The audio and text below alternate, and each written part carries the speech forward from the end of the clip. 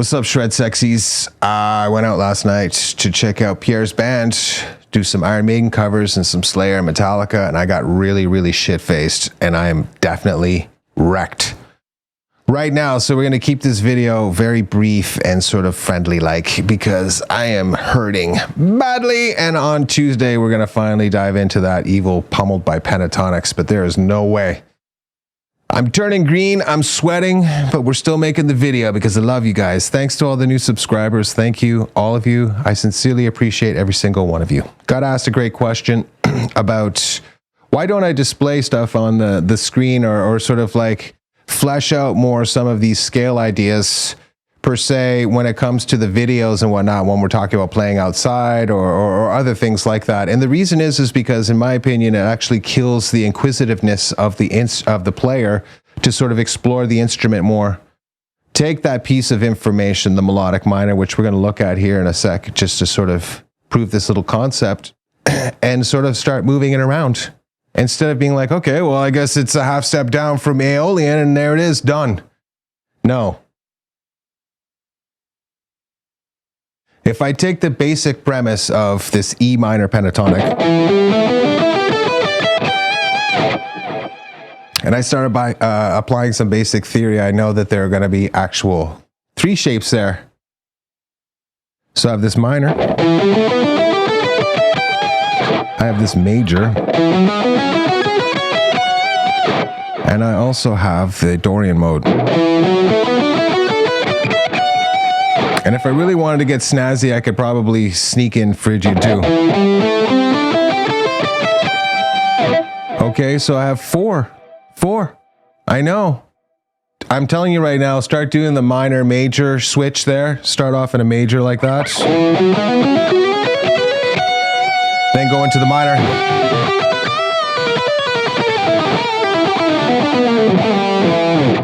I think you'll be pleasantly surprised with the results of that little transition. Again, starting in E major pentatonic, then into E minor.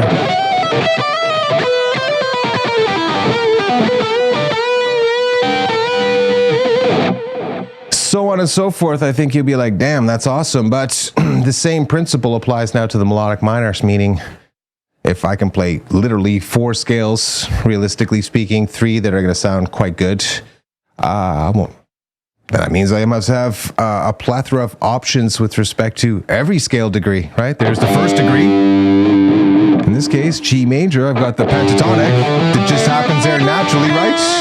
I've got the major scale. Right, I've got 3 notes per string.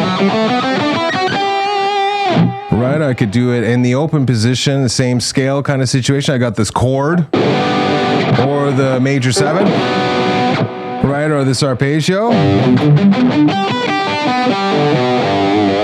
maybe get fancy by doing a minor 7. All starting from the first degree here. I have all these flavors, and now I have more. Like, for example, why not put super Locrian now over top of the first degree?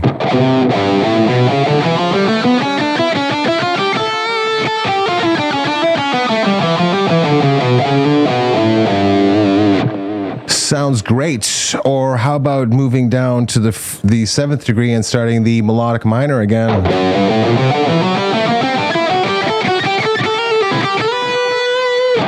That's a great transition there, right? So again, now listen, when I was playing this earlier and I was kind of messing with this very idea, I was like, when I start on the 7th degree like that, sort of sounds like shiatsu. Negative. So I was like, well, why don't I just ditch the 7th degree and just start on the 1st degree? And then instead of jumping back there and go... I was like, okay, well, that sounds a lot better. So you can make subtle alterations to these scales and stuff like that as well by just dropping a few notes out to get, again, a really, really, really killer sequence. I'm telling you, that's a killer sequence. Amazing. But that's G melodic minor. The first one I did here was E melodic minor. I could do it again. Drop it down here from the 2nd degree, the half step. That's based off the principle that Aeolian and Dorian are essentially interchangeable. So I'm just playing it exactly because there's such a small difference between those two scales sound-wise. Then I can get away with it too. Sounds fantastic. It's a bit more tension-filled, but wicked. Do it again. Here, the third degree.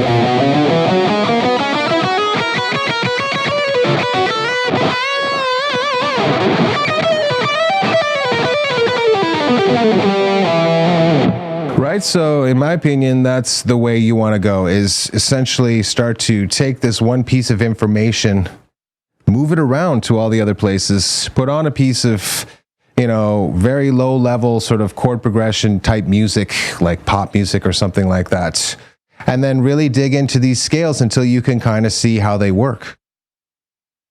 That trial and error process, as I've spoken about it before, is what's going to get you the furthest in your sort of like music journey, because it spurs this creative force within you to essentially conquer the instrument on your own. It builds up that confidence factor where you're like, oh, I don't really need somebody to show me. I need somebody to show me the initial idea to get my mind sort of like wrapped around this sort of basic thing, but then I want to jump in there and start to be like, mess around with it and just play with it. And then try to reverse engineer a little bit, with respect to the music theory. Too much music theory and get into what I call theory hell. You could describe anything in music by using some sort of convoluted theory thing. So obviously, that becomes a bit of a problem because you just get lost in the ocean of theory, and bad. It's just as bad as relying on tablature instead of training your ear to sort of figure out songs by ear.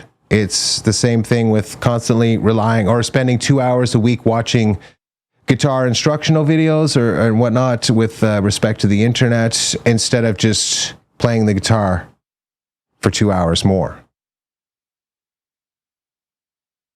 It's always essentially falling back on the same practice regime and practice sort of exercises that you've been using ad nauseum without actually trying to incorporate some factor of musicality in there, which is why your improvisations are probably not sounding as good as you'd like them to sound.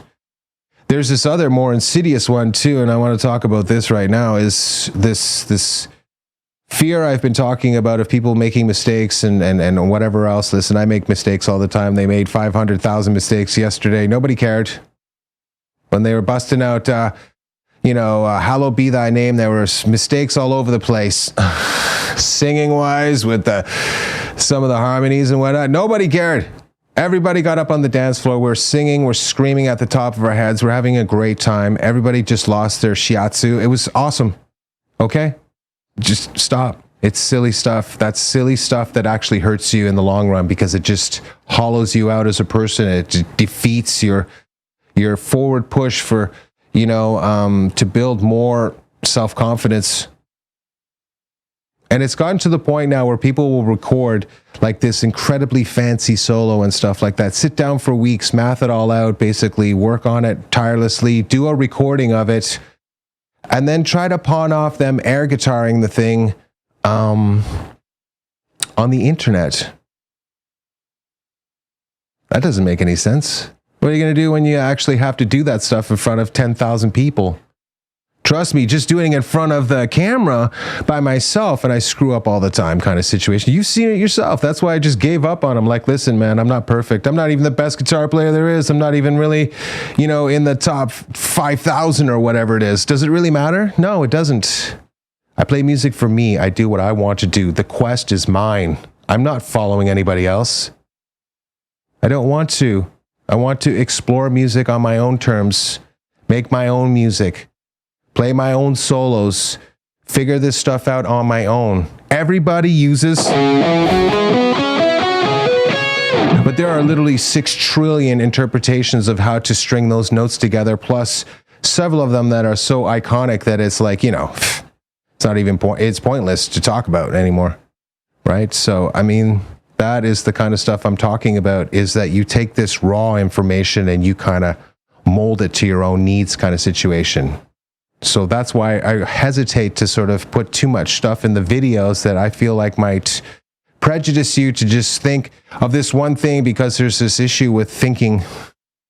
The brain is incredibly lazy, as I've said many times, and essentially is like the path of least resistance is where I want to go. And so what happens is that I tell you, oh, go to the 6th degree, drop down a half step, start playing the melodic minor, whatever that is.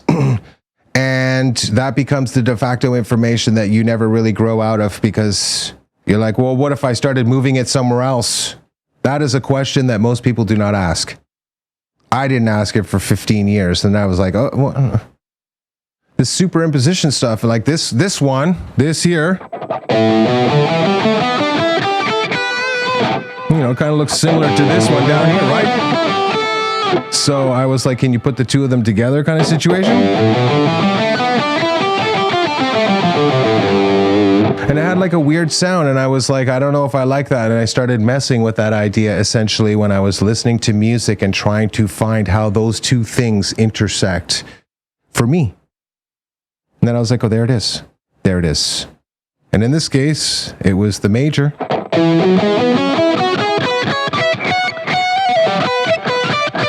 Into the minor.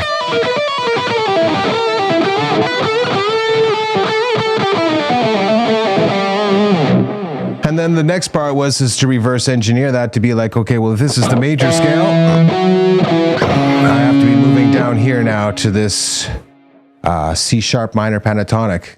So those two scale systems are now basically working in tandem together. Done, right? So, and then of course, if I was, that's major, and I just said it over here, that means, again, I have this melodic minor. And all the rest of that stuff that also pertains to it. I might be like, oh, look, I can play this major arpeggio. No.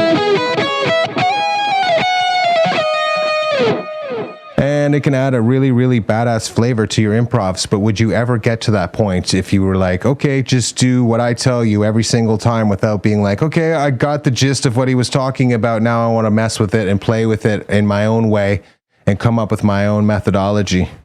Okay? So try to take this information as much as you can and use it in 3 ways. Number 1 is motivation to just be like, I need to learn this basic information, whether it's intervals or scales or chords or some basic music theory, the steps of a major scale, the construction of triads off each degree, right? The mode stuff, the minor pentatonics, how does that work? All of those things, not transpose this orchestral piece into another key. Not, go deep in the melodic minor and show me all this crazy weirdness. No, don't do that, because it's just a waste of time. You could be spending that time practicing the instrument and getting better overall, right? Which is far more important. So use it as the inspiration. Use it as sort of like the jumping off point to be like, okay, there's one idea. He went... You're supposed to take that one tiny piece of information and start extrapolating. And then you're going to go down to the next one and the next one and the next one until you've basically decoded the entire fretboard. And you're like, okay, I got that. If I start in Aeolian here, it's... Moving down, what's that one? Lydian. Then...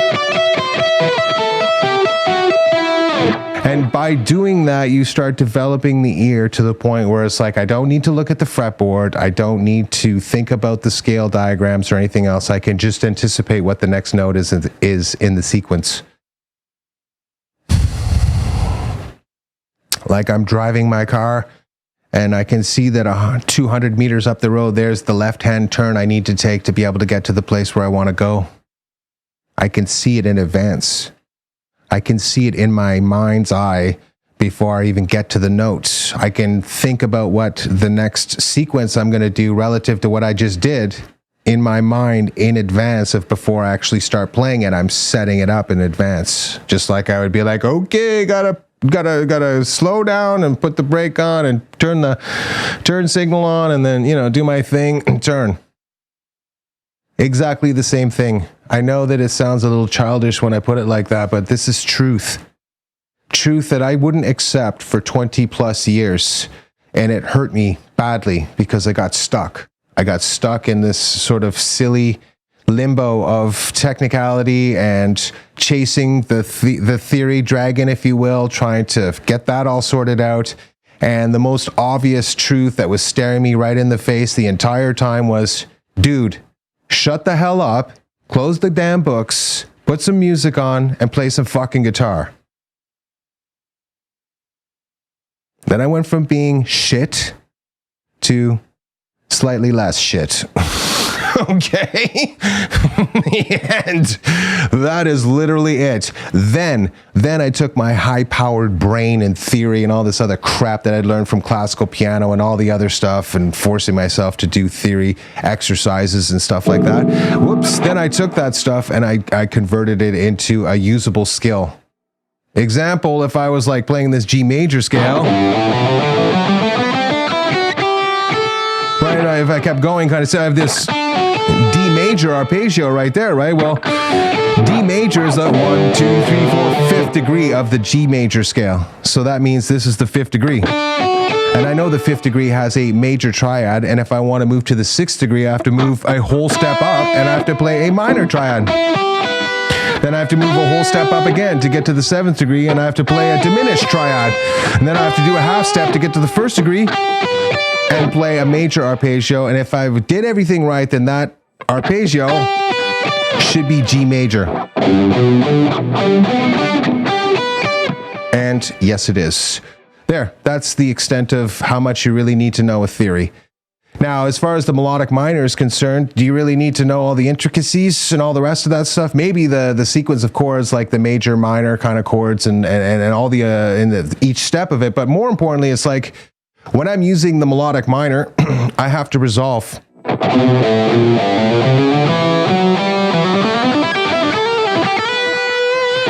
Otherwise, it doesn't sound good. And I didn't do a very good job there. I apologize because my head is filled with cotton. I think I'm going to puke. Doesn't matter. We'll keep going. See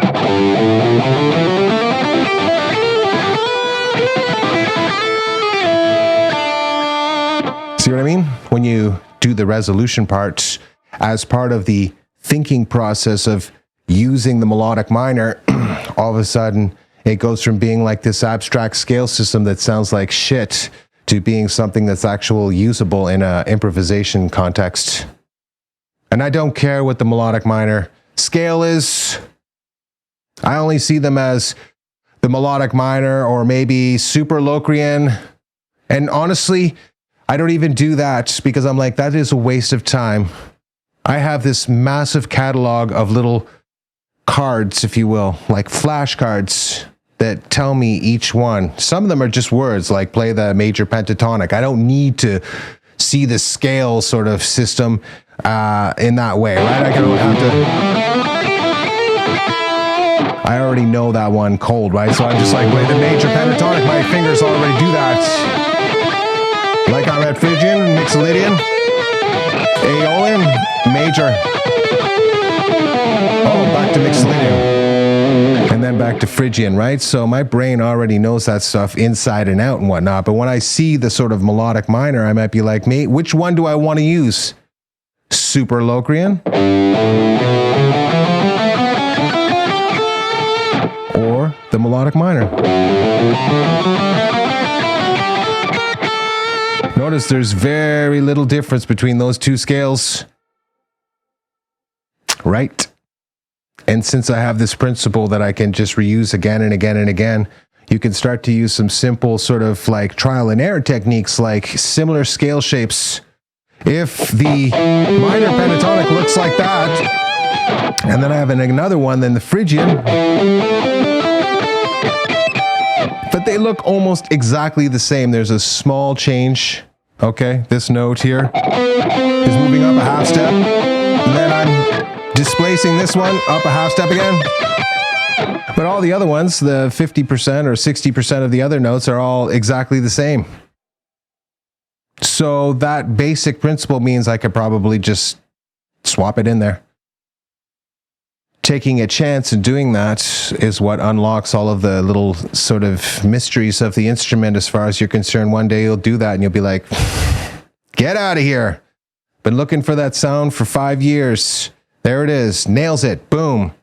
Can't tell you how many times I'm like, what happens if I just move my finger down a half step, you know, instead of just always constantly being stuck in the diatonic scale. Oh, I have to play everything from the roots. I have to play everything from Dorian or everything from Phrygian. Never once occurred to me to be like, take this and move down, right? And be like, where does that go? You know, that opened a huge door for me where I was like, oh, look, I've got these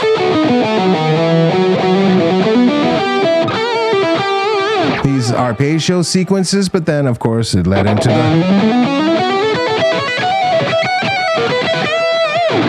adding the melodic minor as a flavor into the alien position. And I was like, okay, well, what happens if I do the exact same thing up here at Phrygian, or sorry, at Locrian, and then just be like, okay, drop that. Right, drop the Locrian position and just move right to the root and then just play the same melodic minor scale that I was playing before. Sounds amazing. Do it again. Half step down from Dorian. Then do it again, of course, at Phrygian. And this by experimenting with that one scale and those 4 positions, or however many you want. There's probably more. Surprisingly, I bet you anything there are more. Then you'll really be cooking with gasoline because you fire on all cylinders. You work your mind, you make a connection between the theory and the actual physical instrument. You get the practice with hand dexterity, hand-eye coordination, fretboard knowledge, fingerings. And last but not least, if you're truly working at your full potential, you are now trying to put these things together into some sort of musical statement. You don't just go.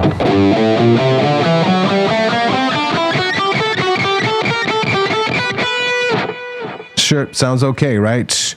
But you're like, okay, I've got the basic shape down. Now what? What you want to do is elevate by just making it more musical.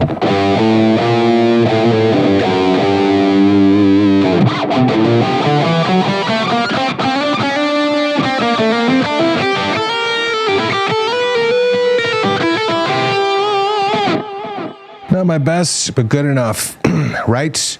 Huge difference. Notice all of the extra things that went in there, little shifts in the timing, sliding, vibrato, bends.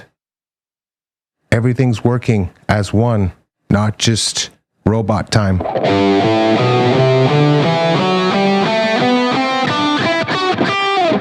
That's good for when you're sitting there one day and once a week you're like, okay, I have to practice my technical ability, and you're like, okay, here we go. Okay, I'm just going to start with these ones, going to do my alternate picking. And then you're up again. Okay, you're trying to get your tips, consistency, and so on and so forth, right? And that's when you just do that mindless type practice where you're like, I need to just sit there and concentrate, be like down, up, down, up, down, up, down, up, down, up, down, up, and sort of keep the notes from ringing out too much, and good hand position and all the rest of that stuff, speeding it up. Then playing them out of sequence.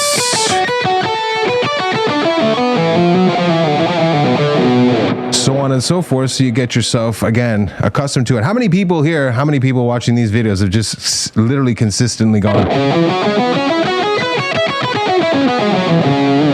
And instead of once going...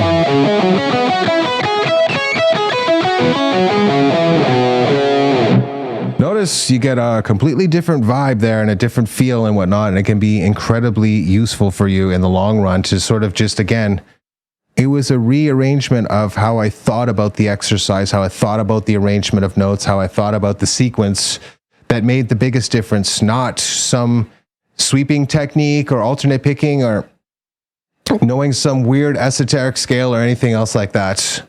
It was take this information and find out as many ways as humanly possible how this applies to just your standard sort of diatonic scale system, And then to do the litmus test, if you will, to sort of be like, put this idea into practice, I chose a piece of music that was very, very basic, right? With your standard chord sequences, no fancy chords that are gonna, basically mask the raunchiness of that melodic minor scale, so that I really dug into the sound of it and was like, okay, you can't just sit on that note and you have to resolve, and you can't start on this note. All of that stuff came for when I put it into real world practice. But I didn't learn all 5 scale shapes first. I learned one scale shape, and then I started to move it around and get that feel and that sound and whatnot. And then that led to all the other discoveries. You take a small, manageable size chunk of information and you just ride that pony until it's into the ground. And then afterwards, by that time, you're like, I'm ready. Learning the other 3 or 4 scale shapes is going to be literally instantaneous. And I'm going to tell you a secret. There's a couple of them, at least one of them, that I almost never use. I think it sounds terrible, and I never use it. So that's awesome. I went from 5 scale shapes down to just 4. And then I was like, mint, I can basically use this one scale shape in almost every situation. No one is ever going to notice except for another high-end guitar player, and they'd probably be like, yeah, that was awesome, man. It was sick. Good job. Way to factor the melodic minor in there in the first place, right? So, number 1, you get the information. It's up to you to sort of internalize that and then run with it. Don't expect somebody else to be like, do this, do this, do this, do this. Not expect it, or even just more like, how can I use this information for me? And you'll notice an instantaneous change in your mindset such that you're like, okay, this information doesn't intimidate me. And now all of a sudden I have this new sort of boldness, this new sort of found, again, self-confidence to be like, I'm going to, I'm going to make this thing my thing, and I'm going to get it done. And that just keeps going up. And once you hit that trajectory, that mindset where you're just like, nothing holds me back, nothing is going to be beyond my grasp, this fits in there somewhere. Find out how one scale fits in one place in the diatonic scale system and works every single time. And you'll be like, victory. And then you will do another, and you'll do another. And by doing that, you start using this scale system a lot more. Then all of a sudden you're moving it around. You're like, oh, damn, that sounds amazing. Music journey significantly simplified. No fancy theory, no big theoretical ideas. Just using the basic theory to maximize your learning potential. Right. I think I need to take a nap. On Tuesday, I'll probably be pretty crusty because I didn't get any sleep last night, which means I'm going to beat you down and not feel bad about it because I was nice to you today. So get out the instrument, fire up the tracks. I'll leave a link to the guy's website where I got my scale charts from. Go get them from there. You do not need to buy mine at all. If you want to, because you're interested in the scale system, I've tried to make it reasonable and available to all. But you do not need it. You can get a book, other lessons. I'll leave a link down there. This guy's stuff's all free too. But trust me, without that intermediate step where you're like, how does this information apply to me and how I play the instrument? It will always be basically beyond your grasp to a certain degree, and you'll never fully understand how to use it such that when you throw it down, people are like, damn. See you in the next one.